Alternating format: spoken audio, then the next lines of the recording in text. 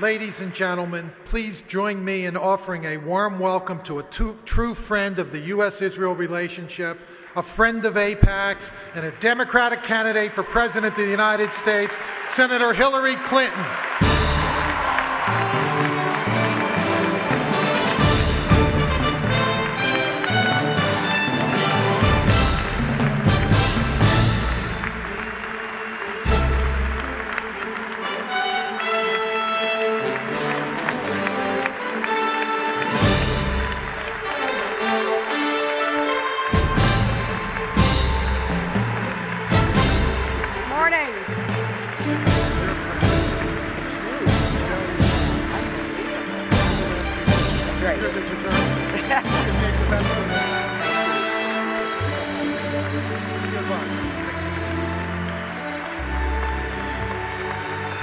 Thank you.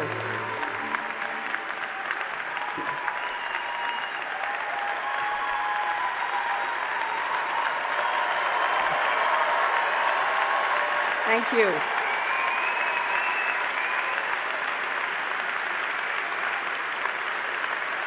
Thank you all very, very much.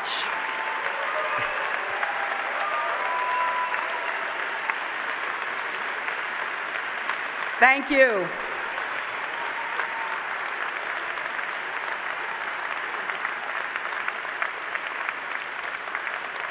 It is wonderful being here with all of you among so many friends, and I feel like this is a giant family reunion, the largest AIPAC gathering in history, and I feel like I am among family, and thank you for the warm welcome.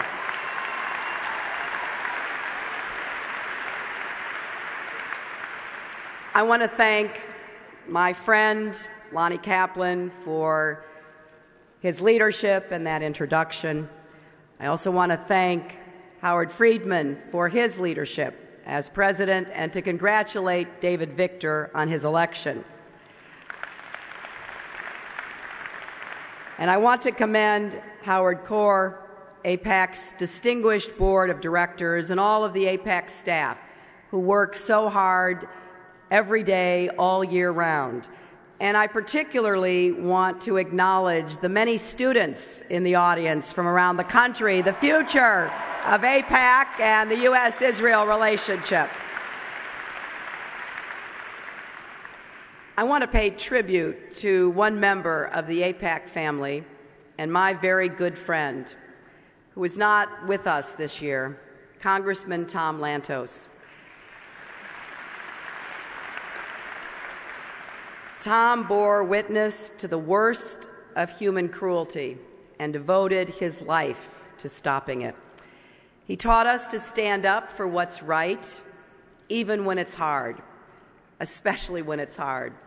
And we will always cherish his memory, and his wonderful family will always be in our hearts.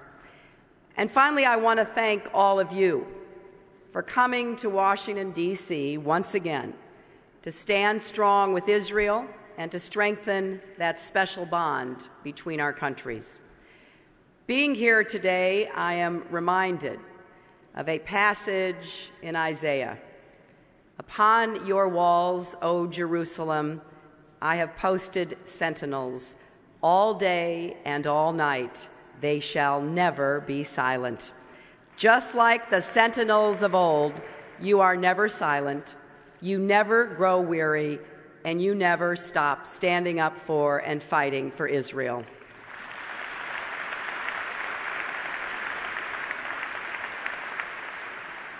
Now, I know there are some who say you shouldn't be here, who say speaking up for a strong American-Israeli relationship is somehow at odds with America's interests.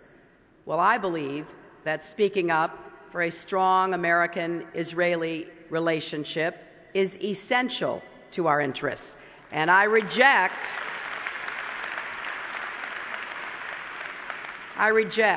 that our common commitment to Israel's survival and well-being is not in the best interests of the United States of America. I think you not only have a right to stand up for what you believe in, you have a responsibility as Americans to do so. You are acting in the highest American tradition, exercising a right enshrined in our Constitution, the right to petition your government, and I applaud you for it.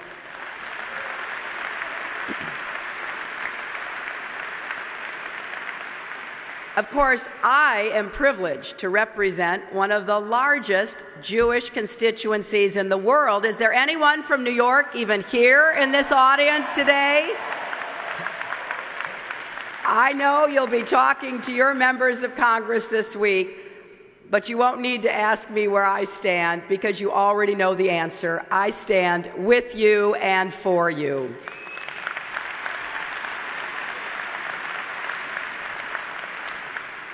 The United States and Israel have an incredible bond, as allies, friends, as partners. We have shared interests, we have shared ideals.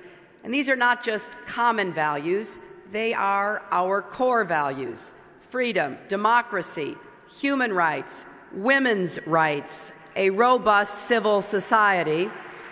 And we stand with Israel because Israel demonstrates that democracy can flourish in the most difficult conditions, because its very existence is a stinging rebuke to hatred and the Holocaust, because in defeating terror, Israel's cause is our cause, and because Israel's struggle is a struggle not just for the Jewish people, but for all people who want to live in peace and security under a democratically elected government.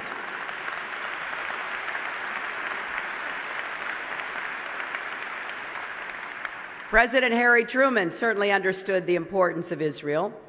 He recognized the new nation just 11 minutes after David Ben-Gurion read the Proclamation of Independence. So it is with joy and some sense of relief that we celebrate the 60th anniversary of that day. And for all of the trials and tears, what a remarkable 60 years it has been. From my first trip to Israel in 1982 to my most recent, I have seen firsthand what Israel has achieved.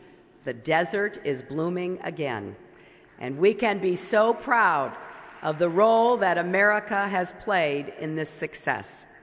Every American president since Truman has recognized the special relationship and has made it stronger. Israel is stronger because of us and because of you. But even as we celebrate these achievements, we know the work is far from over. Israel is not yet safe. The values that Israel represents are not yet secure. Our hearts go out in particular to the courageous citizens of cities like Sderot and Ashkelon who live in fear that a rocket will fall on their homes or their children's schools at any moment. I have seen these security challenges firsthand. In 2002, I went to the Sbarro Pizzeria with then-President Olmert, just a few weeks after that tragic suicide bombing there. I visited with victims of terrorism in the Hadassah Hospital. I've been to Gilo and seen the security fence protecting Israeli families from attacks in their own homes. And I've stood up and spoken out for their right to have that protective fence. And as a